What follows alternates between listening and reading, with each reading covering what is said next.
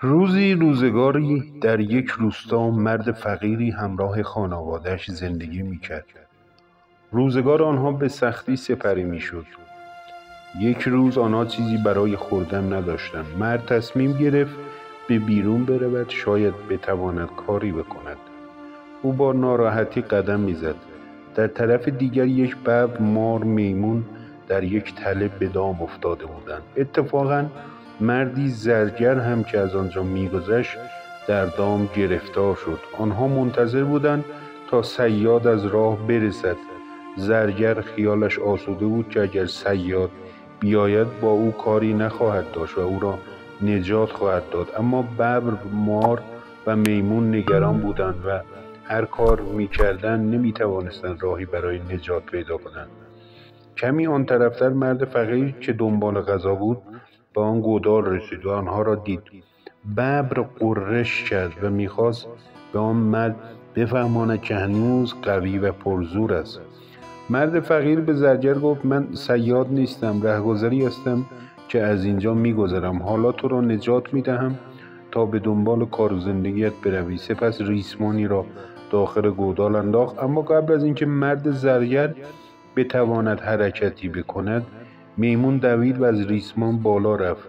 به دنبالش ببر و مار هم از گودال بیرون آمدند.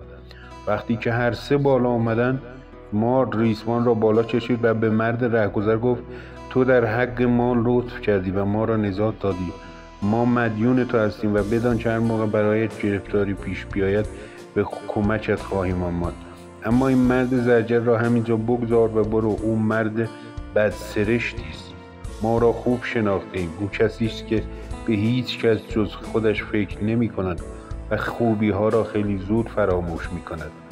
مرد رهگذر گفت: نه، من نمی توانم او را تنها و گرسنه در این گودال رها کنم. شاید صیاد چند روز دیگر به اینجا سر نزند. من وظیفه خود می دانم که از او دفاع کنم.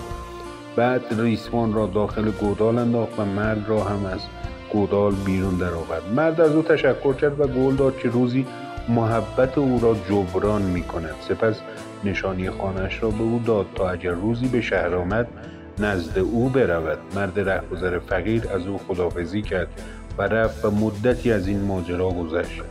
یک روز آن مرد رهگذر خسته و گرسنه در حالی که هیچ آذوقه‌ای نداشت به سوی شهر می‌رفت. ناگهان کسی او را صدا زد. برگشت و میمون را دید. میمون را شناخت و او را در آغوش گرفت و نوازش کرد. میمون از مرد برای محبتی که آن روز در حقش کرده بود تشکر کرد و گفت: میمون‌ها خانه‌ای ندارند که تو را به آنجا دعوت کنم، اما در عوض می‌توانم هر قدر که بخواهی برایت میوه بیاورم. همینجا بمان تا برگردم. چند دقیقه بعد میمون با میوه‌های آبدار و تازه آمد. مرد هم که گرسنه بود تا میتوانست از آن میوه خورد، سپس به راه افتاد. همانطور که میرفت صدای غرش حیوان درنده‌ای را شنید. تنش لرزید، اما صدایی گفت: نترس دوست عزیز، مرا میشناسی. مرد ببر را شناخت و باز هم ترسید.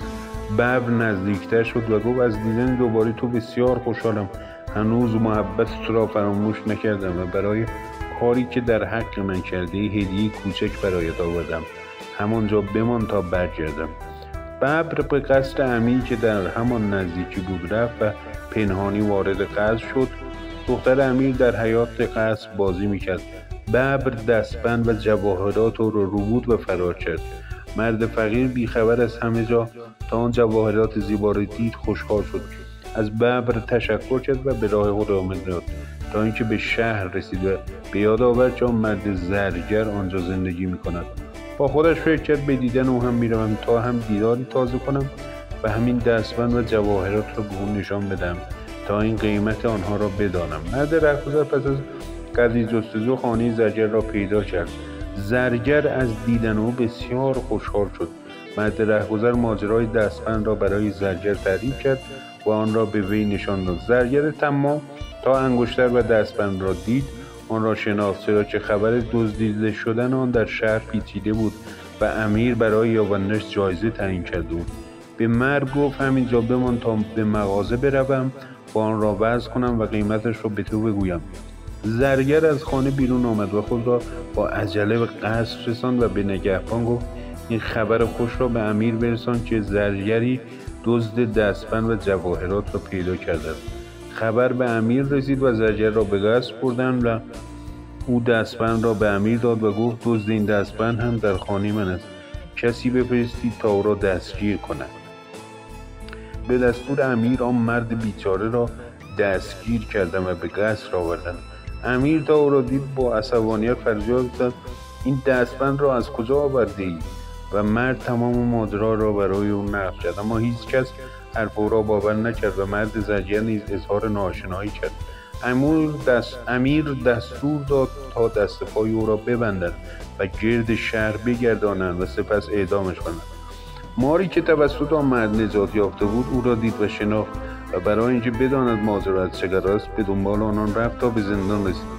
اظهار آشنایی کرد و ماجرا را پرسید و مرد تمام ماجرا را برای او نقل کرد. مار بسیار اندوهگین شد و به او گفت یادت میآید به تو گفتم که آن مرد زرگر را نجات نده؟ او بی‌وفا و نمک نشناس است.